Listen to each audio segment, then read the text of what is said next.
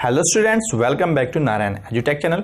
आज के इस वीडियो में हम लोग शुरुआत करने वाले हैं सेंटेंस की। जैसा कि आप लोग जानते हैं, जब भी आप लोग ग्रामर पढ़ते हैं तो उसमें आपके पास सेंटेंस कहीं ना कहीं आपको देखने को मिल जाता जरूर है। चाहे आप फर्स्ट से लेकर 12 तक ग्रामर पढ़ें तो आपको सेंटेंस जरूर मिल जाएगा।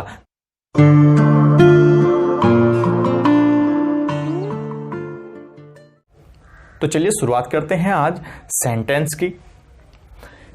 देखिए, sentence A group of words which make complete sense is called sentence. A group of words यानी कि शब्दों का समूह, शब्दों का वह समूह विच यानी कि जो मेक कंप्लीट सेंस, जो कि एक कंप्लीट सेंस बनाता हो, एक पूर्ण सेंस बनाता हो, उसको क्या कहा जाता है? उसको सेंटेंस कहा जाता है। स्टूडेंट्स, आप लोग जानते हैं इंग्लिश में लेटर ए से लेकर जेड तक होते हैं और इनसे मिलकर जो है वर्ड बनाए जाते हैं। इनसे मिलकर वर्ड बनाए जाते हैं।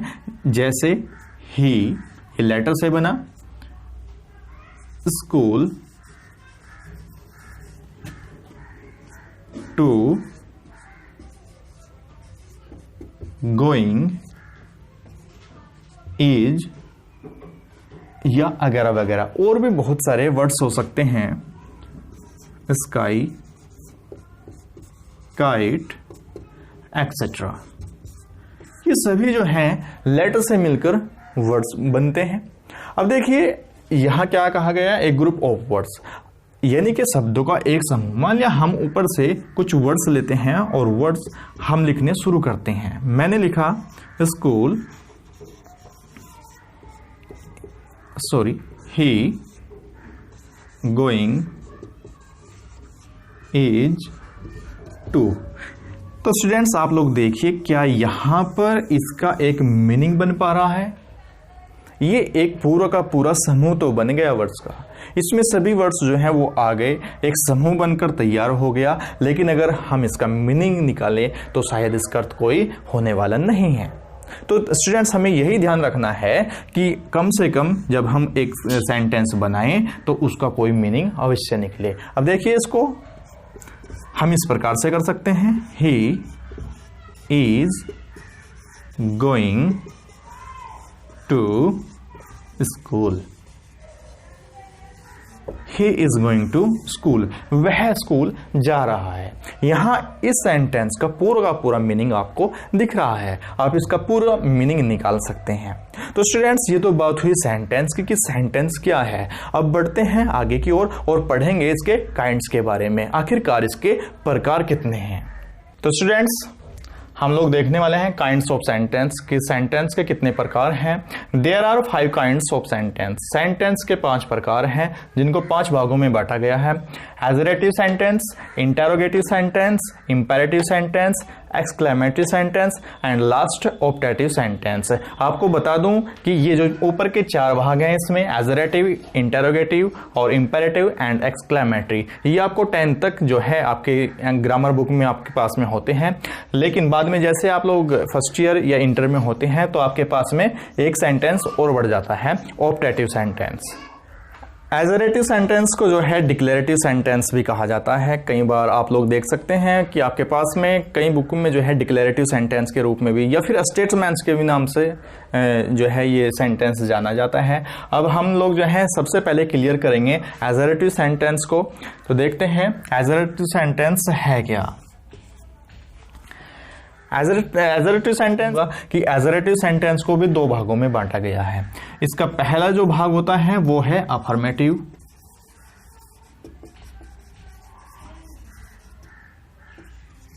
अफर्मेटिव सेंटेंस, और इसका दूसरा भाग नेगेटिव सेंटेंस।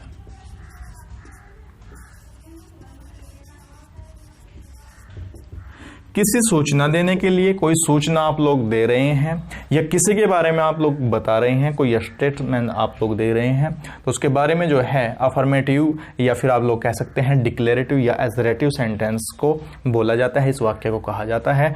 बात करेंगे अफर्मेटिव सेंटेंस की। इसमें जितने भी पॉजिटिव सेंटेंस होते हैं, जैसे सबसे पहले हमने एग्जाम्पल में लिखा था he is going to school, Rani is coming here, they are going to Delhi, वे दिल्ली जा रहे हैं, we are learning sentence. Affirmative में देखिए, जैसे बात करेंगे अफर्मेटिव की, Sheela is dancing, Sheela is dancing, Sheela नृत्य कर रही है। और यही इसी का सेंटेंस जो है आप नेगेटिव में ले सकते हैं, Sheela is not dancing, Sheela नृत्य नहीं कर रही है। सिमिलरली आप लोग जो हैं बहुत से सेंटेंस ऐसे ले सकते हैं, वी आर लर्निंग सेंटेंस, हम लोग सेंटेंस सीख रहे हैं। या फिर आप लोग इसमें नॉट यूज करके इसको नेगेटिव बना सकते हैं, we are not learning sentence. तो स्टूडेंट्स, इस प्रकार से जो है एसरेटिव या डिक्लेरेटिव सेंटेंस जो है हमारा कंप्लीट हो जाता है। इस प्रकार से आप लोग इसको देख सकते हैं। अच्छा, इसमें सबसे बड़ी बात ये रहेगी कि आप लोग इसकी पहचान कैसे करेंगे। इन सेंटेंस में सबसे बड़ी बात ये होती है कि इनकी लास्ट में जो है फुल स्टॉप का प्रयोग किया जाता है। हर सेंटेंस में आप लोग फुल स्टॉप जरूर लगाएंगे, ये इसकी पहचान होती है। अब बढ़ते हैं आगे की ओर, इंटेरोगेटिव सेंटेंस। स्टूडेंट्स, अब बात करेंगे इंटेरोगेटिव सेंटेंस की। एसरेटिव अपना कंप्लीट हो चुका है। इंटेरोगेटिव सेंटेंस, आखिरकार इंटेरोगेटिव सेंटेंस क्या है। इंटेरोगेटिव सेंटेंस में हम जब किसी से कोई प्रश्न करते हैं तो वो वाक्य जो है इंटेरोगेटिव कहलाते हैं। किसी प्रकार से भी कि आपका नाम क्या है, आप क्या करते हैं, आप क्या कर रहे हैं, आप कहाँ जा रहे हैं, यानी कि इसमें WH वर्ड का यूज ज़्यादा से ज़्यादा होता है। अब इनको भी दो भागों में बांटा गया है। सबसे पहले इंटेरोगेटिव में इसमें हमारा जो है, आप बोल सकते हैं इसको फर्स्ट टाइप सेंटेंस, और दूसरा सेकंड टाइप सेंटेंस, या फिर इनका एक नाम और दिया गया है सिंगल इंटेरोगेटिव,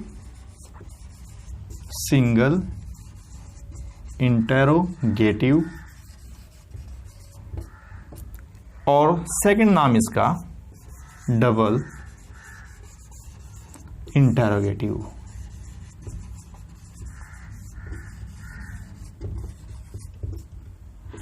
डबल इंटेरोगेटिव में आप लोग WH वर्ड प्रयोग करते हैं।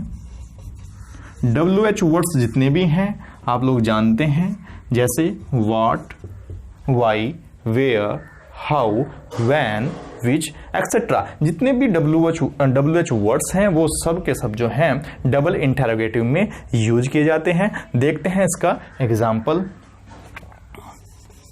देखिए, आर यू इल, क्या आप बीमार हैं। सबसे बड़ी इसकी पहचान ये होगी कि इसके लास्ट में इंटेरोगेटिव मार्क का प्रयोग किया जाता है। इसके लास्ट में इंटेरोगेटिव मार्क हमेशा लगा हुआ होगा। अगर आप लोग इंटेरोगेटिव मार्क लास्ट में यूज नहीं करते तो सेंटेंस गलत हो जाता है। ये सिंगल इंटेरोगेटिव है, आर यू इल, इसमें जो है WH वर्ड प्रयोग नहीं किया गया है। अब देखिए, वेयर आर यू गोइंग, आप कहां जा रहे हैं। ये डबल इंटेरोगेटिव सेंटेंस है। तो स्टूडेंट्स, ये पूरा का पूरा इंटेरोगेटिव सेंटेंस हमारे जो है कंप्लीट है। इस प्रकार से आप देख सकते हैं ये दो प्रकार के होते हैं। हम लोग जो है इंटेरोगेटिव कंप्लीट कर चुके हैं। अब बढ़ते हैं आगे की ओर, इंपेरेटिव सेंटेंस। अब हमारा इंपेरेटिव सेंटेंस क्या है। इन सेंटेंस के अंतर्गत क्या होता है, जब हम किसी को आज्ञा देते हैं, किसी को हम लोग ऑर्डर देते हैं, आप सलाह किसी को दे रहे हैं, या फिर किसी को आप लोग रिक्वेस्ट कर रहे हैं, किसी से प्रार्थना कर रहे हैं, तो ये सारे के सारे सेंटेंस इसमें आ जाते हैं। और इनमें सबसे बड़ी बात ये रहती है कि इनमें सबसे पहले जो है वर्ब की फर्स्ट फॉर्म यूज की जाती है।